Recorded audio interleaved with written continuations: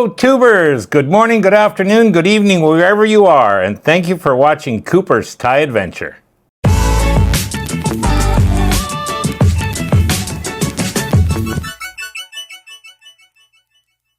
Today I wanted to discuss how best to measure your financial advisor's performance, even if that is you, if you're your own advisor. And quite often we're unsure with these advisors how we're doing compared to, say, benchmarks.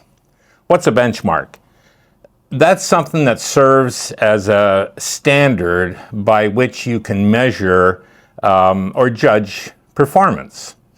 And the typical standard used in, the financial assets, your retirement accounts, your financial advisors, would be the S&P 500, and possibly the NASDAQ as well, which is the 100 biggest tech stocks.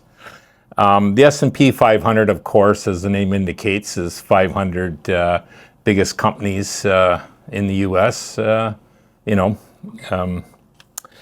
and they typically use these as the benchmark to determine how your advisor, even if it's yourself, is doing compared to what's called a passive investment in the S&P or in the NASDAQ.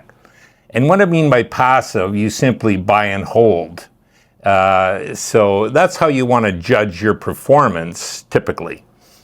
And why is that important? Well, advisors typically, there's fees associated, and they're anywhere from 0.5% to, say, 2% on the assets under management, which is meaning your total funds.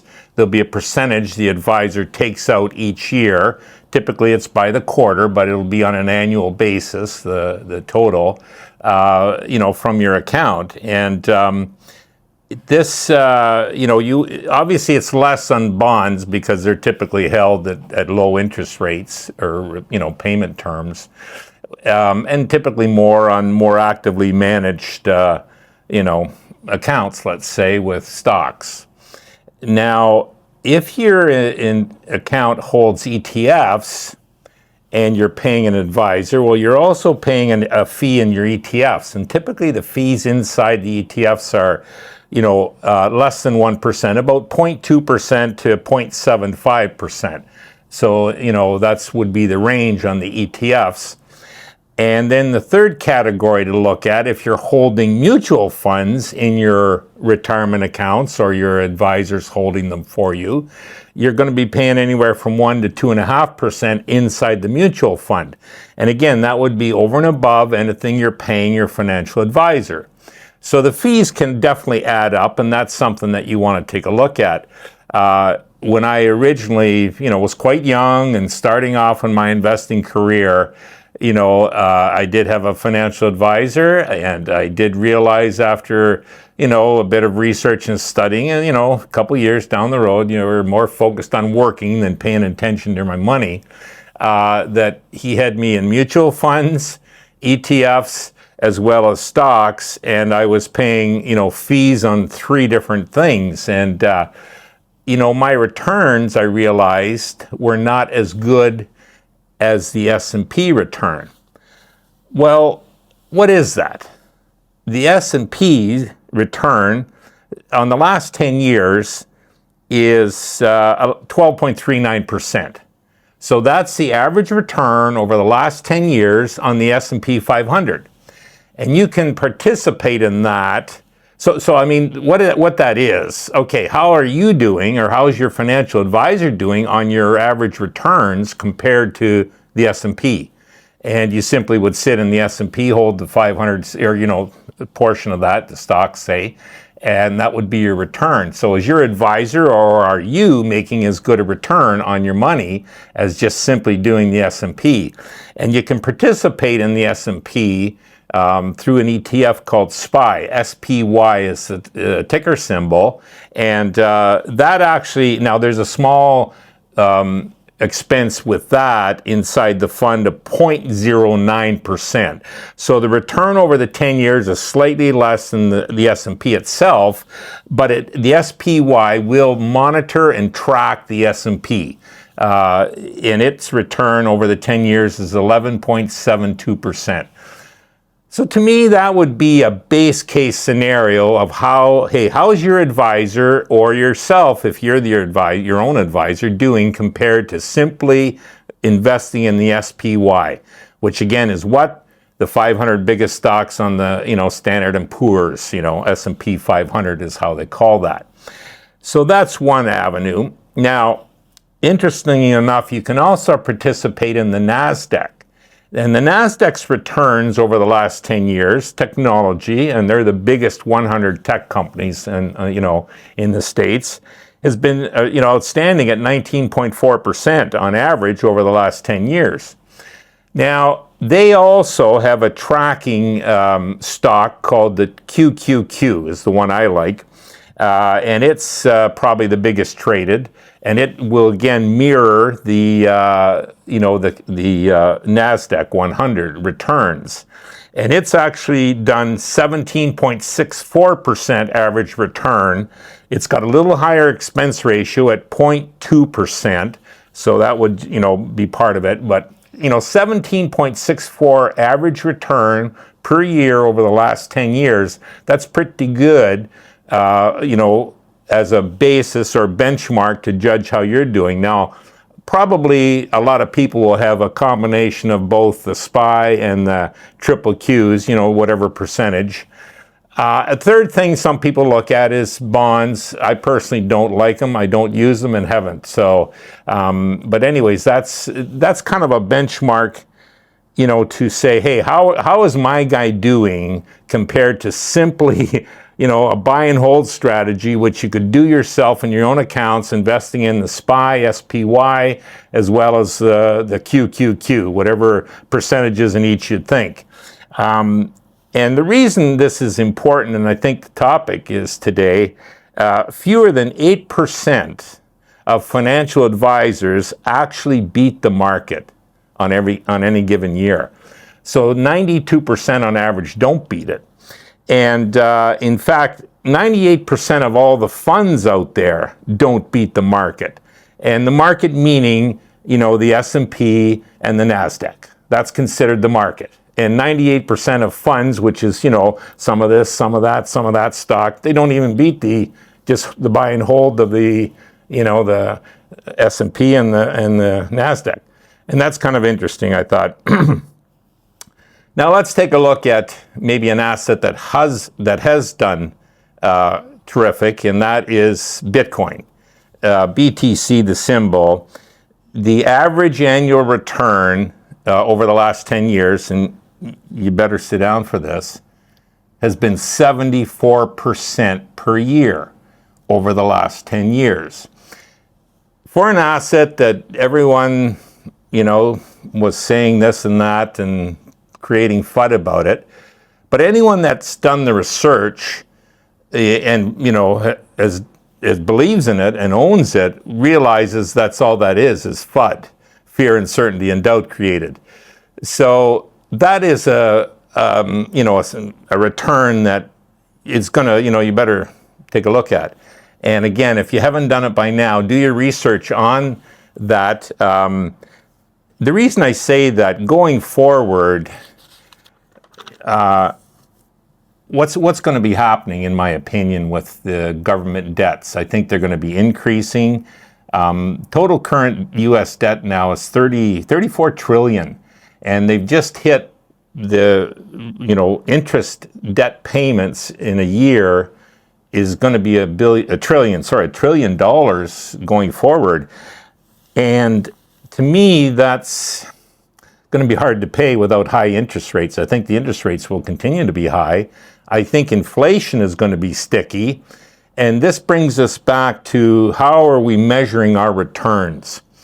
I have very little trust in the government's inflation reports that, when they were 2% and now they're 5 and 6. I think it's higher than that. A lot of us do see that as being higher than that. So, it's important that you are getting good returns on your investments, because just to keep up with inflation, if you believe the government, you're going to want to have at least 4 or 5% returns. And if you don't believe them, which I don't, you probably want to have closer to the 15% returns.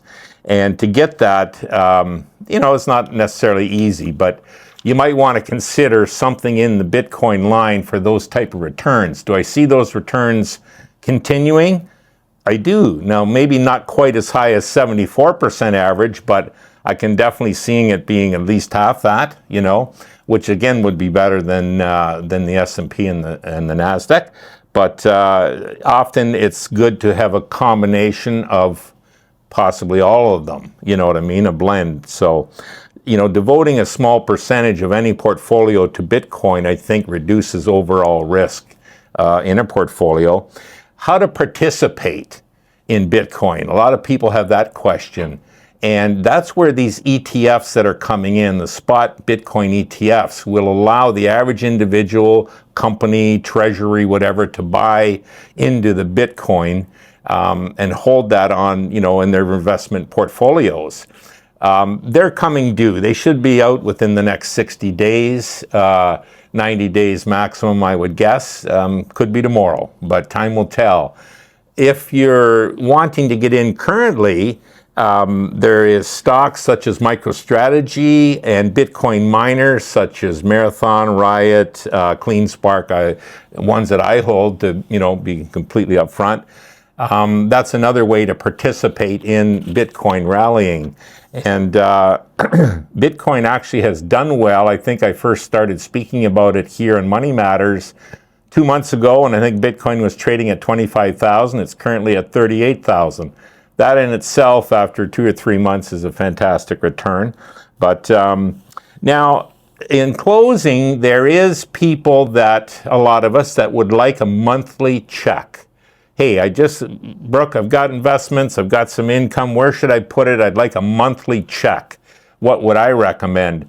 And again, I'm not telling people what to do. I'm just saying I've done these, I've dealt with these companies, and this is something I look at doing in my own portfolio. Obviously, you need to do your own research. But on the monthly income side, I found a couple symbols, stocks listed that are run by JP Morgan, and the symbols are JEPI and JEPQ. JPEPI is based on the S&P, and the difference with Q is it's based on the NASDAQ. And both of these pay a monthly dividend income to you every month, which is nice. Now check this out. First off, the management expense ratios, the fees inside these ETFs funds are very small at 0.35%. So you're getting the bulk of the return, and they're paying, the yield on the JEPI is 9.14% as of Friday, and the JEPQ is 10.8% return.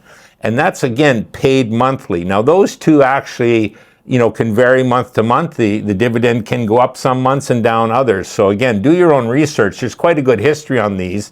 They've kind of been terrific performers. They're very well followed. They have quite a sizable share, daily trading, let's say. So they're very liquid, is my point, and very popular. So definitely check it out. Again, the benefit being you're participating in the S&P as well as the NASDAQ, but getting a monthly check. And they do this by, selling calls, creating income that way on the stocks, as well as protecting some upside gains. And believe it or not, they can prove statistically it reduces your risk. Well, isn't that interesting? So take a look at that. Now, unfortunately, the Canadian funds, we're limited up there in the north, but there is one that, any Canadians watching might want to look at. It's EIT.UN is the symbol. It's traded on the TSX, the Toronto Stock Exchange, and it pays a flat rate of 10 cents per share. The current yield on that is 9.35%. Now the expense ratio, Canada is always a little more expensive. It's 1%. So to me, that's a little high, but you get paid every month, and they've been going for years, never missed a payment. So you could count on that at that 10 cents a month per share per month, you know, till the cows come home. So anyways, that's about what I wanted to discuss today. You know, stay tuned. Thanks again for watching. Please leave a comment, and any questions you have, comments are always great. I try to respond to everyone.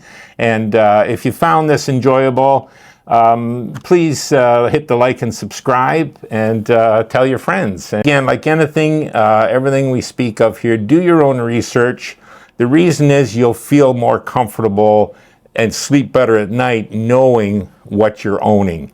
And you know, take a look at your advisor if you've got one.